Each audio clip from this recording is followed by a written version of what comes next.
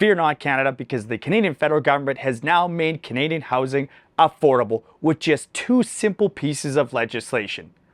Yeah, I'm not believing it either. Hey there, welcome back to Bald Prairie Real Estate. My name is Matthew Pfeifer. I'm a real estate agent in Regina. That is my trusted assistant, 𝗤𝗲𝗲𝗲. And this is kind of a special video because it was a viewer request. Viewer reached out to me and said, hey, can you explain the new affordability legislation that the federal government in Canada has put forward and how it's going to impact the real estate market? So if you ever have a topic you would like me to cover in a video, let me know in the comments below, whether it's this video or future one.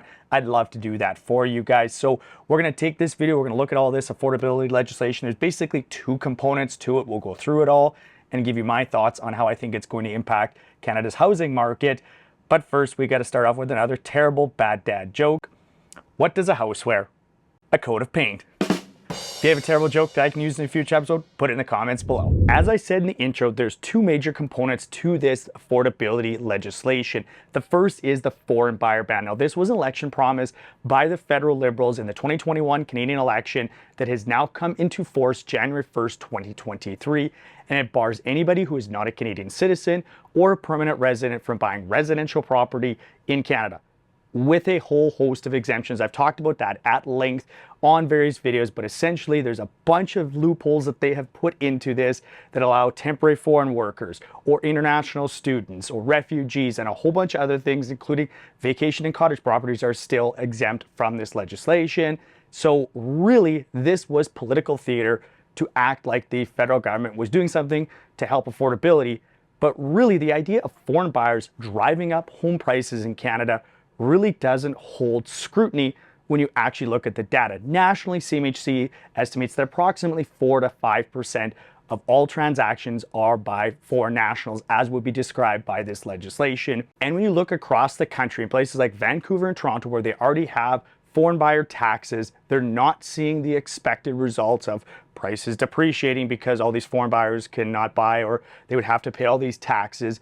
And the estimated revenue that they expected to get from these foreign buyer taxes, well, that also hasn't panned out. So really, this was political theater by the federal government, pretending like they were doing something they could campaign on, but really, it's not going to likely have a meaningful impact on the Canadian real estate market because, simply put, there's not many foreigners that are actually buying residential real estate in Canada right now. Next, let's look at the second piece of legislation that has essentially four major components to it that are designed to improve affordability in the Canadian housing market.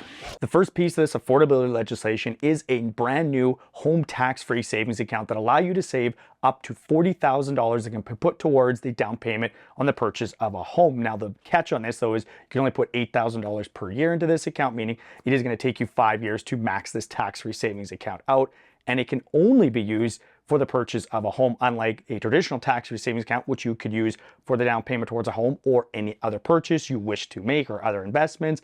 You also have the ability to use this in combination with the RRSP home buyers plan, which allows you to combine this with your RSP savings that can be used towards the down payment of a home as well. Of course, with that RSP plan, you have to then put that money back over 15 years, or there's tax implications to that. Now, I'm all in favor of anything that's going to help somebody save their down payment and be able to buy a house faster. To me, that just seems like it was kind of an add-on program when we already have a number of savings options available for first-time home buyers.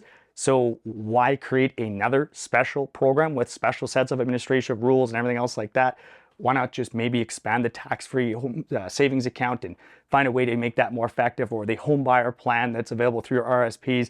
To me, that seems like that would have been more an efficient way to do this, but you can use this towards your down payment on a house. Now, this is sure to get everybody jumping out of their seat to go buy houses. That is doubling the first-time home buyer tax credit, which was $750, is now going to be $1,500, meaning that after you've bought a home and spent hundreds of thousands of dollars and you've gone out and saved tens of thousands or maybe even hundreds of thousands of dollars towards your down payment, the following year, you're gonna get a $1,500 tax credit. Okay, I'll take $1,500 anytime I can get it, but I don't see how this is something that's going to really make Canadian housing more affordable. At best, this is going to cover the legal fees when you're purchasing a home, and that, of course, is you're getting this back as a tax credit, not upfront. So really, this is nothing more than to say we're offering a better tax credit. It doesn't improve affordability at all. Next up is the multi-generational home renovation tax credit, where you can get up to $7,500 back on your taxes if you do one of these multi-generational suites on either whether it's a basement suite or laneway suite in your already existing house. Now, there's a couple of caveats to this. The occupier must be an immediate family member that is over 65 years old, and they have to have an entirely separate unit, essentially, so all separate utilities, appliances, entrance, bathrooms, etc., all those types of things for this to qualify for the program. I like the idea. It's a good idea. Now, the problem is you're gonna have to probably spend $40,000, $50,000, $60,000, $70,000 to make one of these suites. $7,500, okay, that's a good start, but it's a tax credit. It's not a grant. That, I think, would be more effective. That if they provided this money up front, a lot of people may not have the ability to do this renovation without some sort of incentive from the government. Here in the city of Regina, we had a similar program that was applied to rentals, where they gave very generous grants for those putting in basement suites as long as they met a set of criteria. I think that model of a program would have been far more beneficial than a $7,500 tax credit. But there is an option available, and again, anytime you get more money back from the government, I'll take that. The fourth pillar of this legislation is cracking down on home flippers. So somebody who buys a property, whether they renovate it or not, but they flip it later and they make a profit on that, the government is going to crack down on those people and make sure that they pay taxes. What a lot of people maybe not realizing, and the government is definitely not going to tell anybody because this looks really good on Twitter and really good in an election campaign, is that somebody that does that already pays income tax on those profits. The only way to get around this is if somebody were to move in, make it their prime residence, and then move out. And yes, some people do that. And if you wanted to say that maybe we need to have those people that are flipping these properties for profit, that they should pay more tax, so be it. That's perfectly fine to make that argument. But to make the argument that we need to crack down on those that aren't paying their fair share, well, they already are.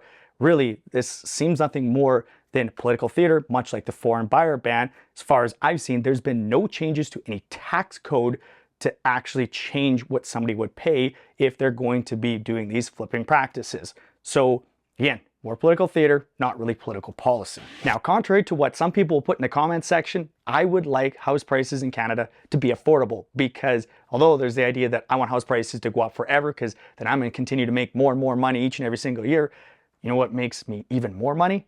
Is if more people can buy houses, because every time somebody else buys a house, I make double the money. So of course, I'd like to have as many people as possible be able to afford to buy houses in Canada so I can sell as many of them houses as I possibly can. I've got a couple ideas that I think would help make Canadian real estate more affordable, and some ideas I'd like to see the government implement. If you want me to do a video on that, let me know in the comment section below. And since we're talking how this legislation is going to impact the Canadian real estate market, well, why don't you check out this video right here, which is my 2023 Canadian real estate forecast video. Please give this video a like, though, if you haven't already. Subscribe if you want to keep up to date on the Canadian real estate market. As always, put comments in the comments below, chatting with you guys there. And thanks very much for watching.